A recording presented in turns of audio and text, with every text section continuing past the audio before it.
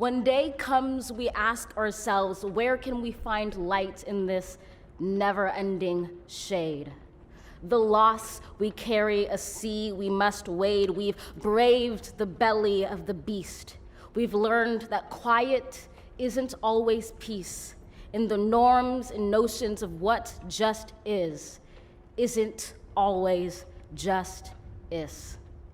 And yet the dawn is hours before we knew it. Somehow we do it. Somehow we've weathered and witnessed a nation that isn't broken, but simply unfinished. We, the successors of a country and a time where a skinny black girl descended from slaves and raised by a single mother can dream of becoming president, only to find herself reciting for one. And yes, we are far from polished, far from pristine, but that doesn't mean we are striving to form a union that is perfect. We are striving to forge our union with purpose, to compose a country committed to all cultures, colors, characters, and conditions of man.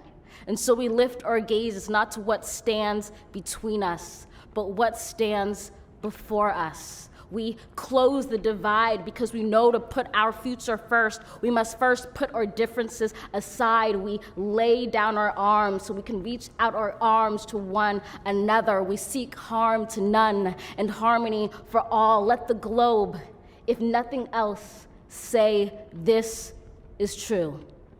That even as we grieved, we grew, that even as we hurt, we hoped, that even as we tired, we tried, that we'll forever be tied together, victorious, not because we will never again know defeat, but because we will never again sow division.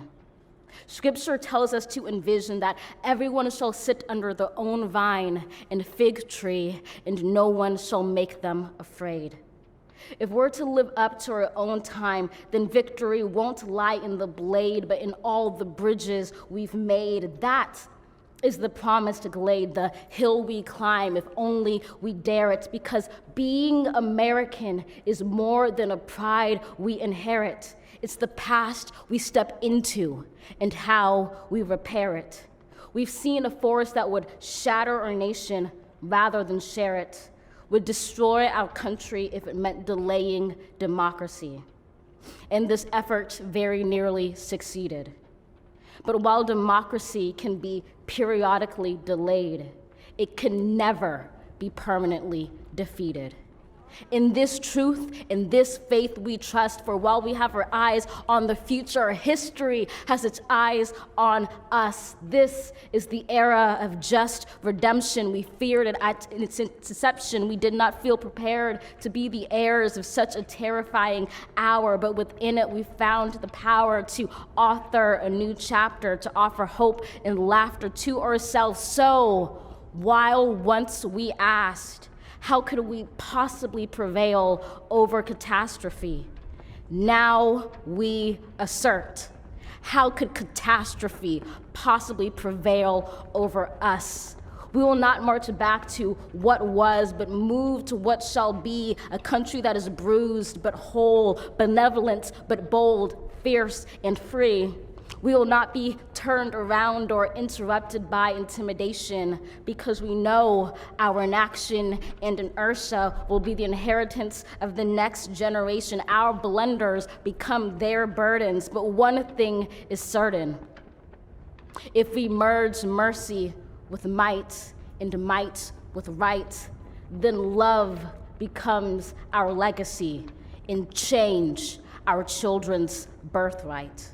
So let us leave behind a country better than the one we were left. With every breath from my bronze-pounded chest, we will raise this wounded world into a wondrous one. We will rise from the gold-limbed hills of the west. We will rise from the wind-swept northeast, where our forefathers first realized revolution. We will rise from the lake-rimmed cities of the Midwestern states. We will rise from the sun-baked south. We will rebuild reconcile and recover in every known nook of our nation, in every corner called our country. Our people, diverse and beautiful, will emerge battered and beautiful. When day comes, we step out of the shade, aflame and unafraid. The new dawn blooms as we free it. For there is always light if only we're brave enough to see it, if only we're brave enough to be it.